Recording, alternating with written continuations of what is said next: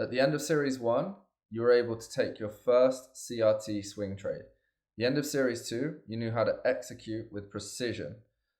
At the end of Series 3, you now know how to manage trades like a professional. So you have all the framework now to actually be a profitable CRT swing trader. This is the video that's going to tie it all together, and this is the video you'll keep coming back to when you're actually experiencing the live markets. So let's wrap everything together and give you one formalized trading plan. So your CRT trading plan is all about analysis, execution, and management. Analysis. First and foremost, we want to trade weekly, 2-weekly, and monthly AMDs. So we're waiting for manipulation on one of those time frames to become an in-play setup. So our manipulation candle is confirmed.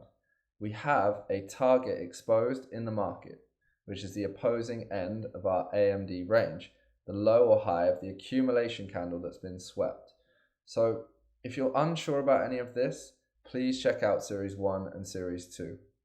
Then it's about execution. We want to have our order flow, our structure mapped on our lower time frames. Primarily, I like to use the 12-hour time frame. We want to map our IRL, our internal range liquidity.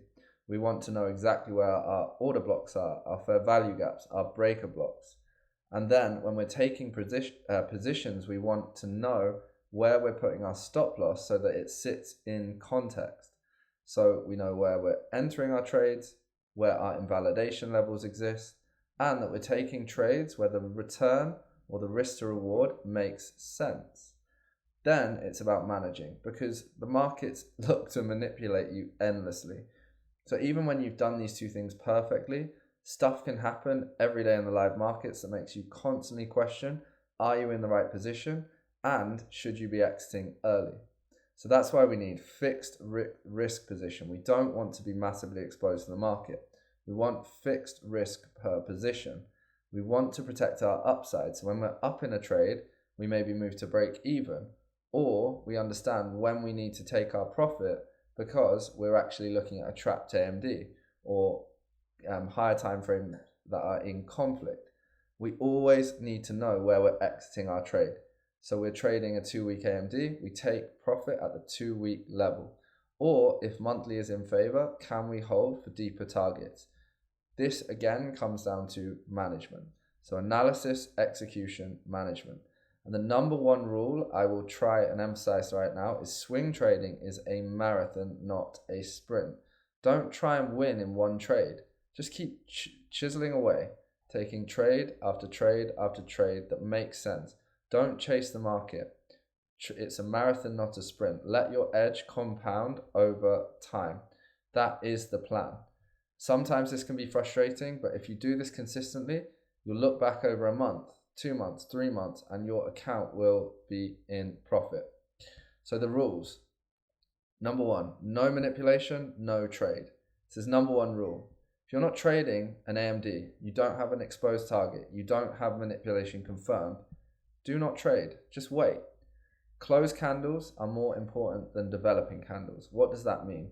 A closed candle on say the 2-week time frame, which has an AM printed manipulation, and now we're looking at distribution, is more important than a non-closed candle, because that candle is yet to confirm. Once it confirms, then you know manipulation is in play. With that said, we've looked in Series 2 at when reversals happen. So if you're then seeing developing candles shifting against your trade with confirmed structure, then absolutely trade it, but always remember that closed candles take precedent. So that needs to stay in your mind. Macro conflict sets your target, but it also tells you when to get out of your trade. Like we just looked at in the trapped AMDs video, we don't want to be sat in macro shorts towards huge time frame targets in the market when there are even higher macro targets being set by say the 12-month time frame. So always be aware of where your target sits, take profit at those targets, and if you don't have a trade, just wait. Again, no setup, no trade. This is essential. Discipline compounds. So just wait for what we've taught in this series to actually play its hand in the market, then execute. Don't try and chase into trades.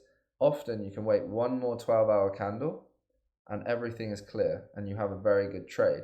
If you're trying to chase into trades, you're trying to front run the market, you'll often get stopped out. And again, every invalidation can potentially create a new opportunity. So when something is not making sense on your chart, look up. What is it? What candle behavior is driving that invalidation? Because that is often a brand new and important signal to take a high probability trade. Your daily routine. This is the crux of it. This is what is going to give you an edge over the market. You want to run this swing trading alongside your life. So just come on at 10 a.m. UK time or 5 a.m. US time, or just after you've got that new 12-hour candle closing. So if you're in New York, your morning time.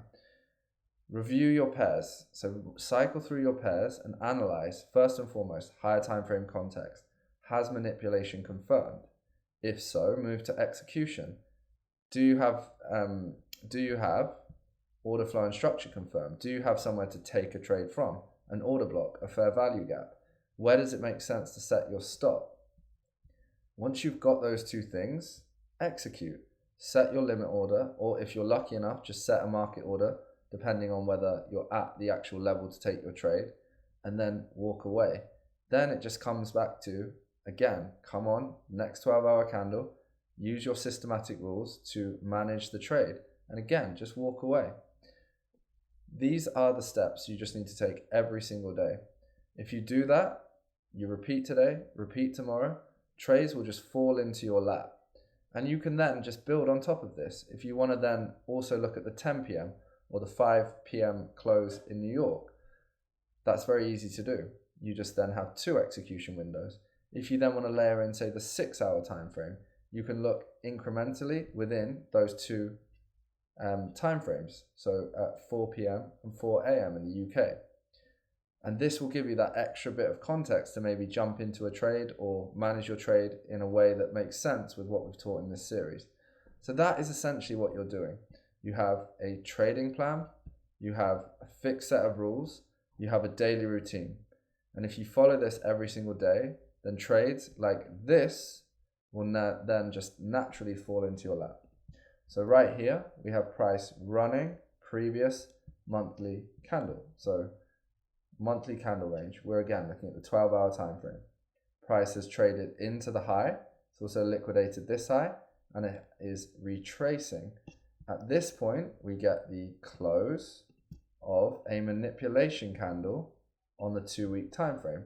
Accumulation on the 2-week, manipulation, and running lower. Price is then retracing, and we have a higher time frame exposed target in the market at this low here. This is the low of the accumulation candle on the 2-week time frame. So what do we see? Price is moving up, consolidating, and then we get a shift. The order block is created, so it's an order block shift, something we covered in series 2 and built on in series 3.